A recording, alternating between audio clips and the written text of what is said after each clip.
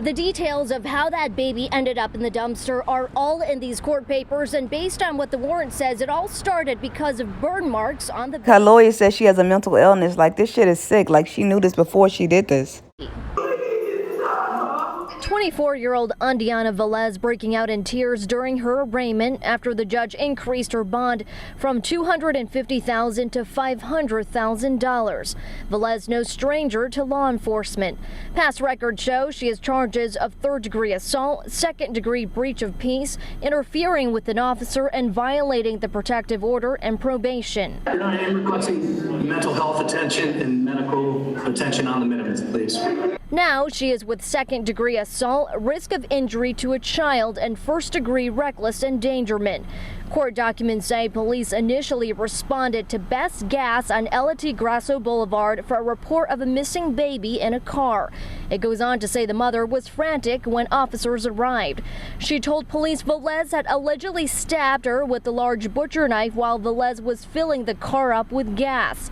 The mother had small wounds on her face. Eventually, she ran away on foot while Velez was seen driving off with the baby in the car, which was captured on the gas station surveillance camera. While police were looking for Velez and the car she was in, they got a call of a baby in the dumpster on Dixwell Avenue. It is then alleged that she took the victim's baby and abandoned the baby in a dumpster while knowing that this baby did have injuries. But documents go on to state Velez's side of the story. She told police she suggested the mother take her baby to the hospital after seeing the burns on her hands. Velez said the mother begged her not to say anything about the burns and that if she did, she would blame it on Velez. That is what led to the stabbing.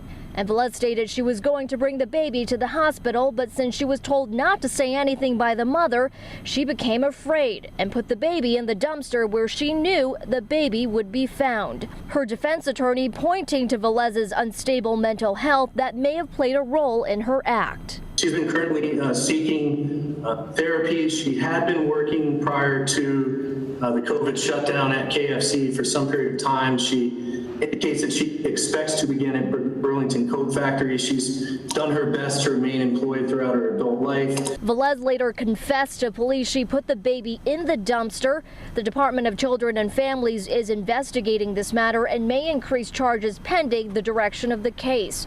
Fox 61 went back to Presidential Village, the apartment complex of where the incident happened. Neighbors saying they are still trying to understand how and why Velez would do this. When I came to the door, I looked and I saw the police. I tell you, it's horrible.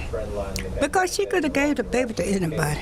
Velez's next court date is the 30th. The judge says if she violates any of these orders, she could face up to 10 years in prison. Reporting in New Haven, Carmen Chow, Fox 61 News.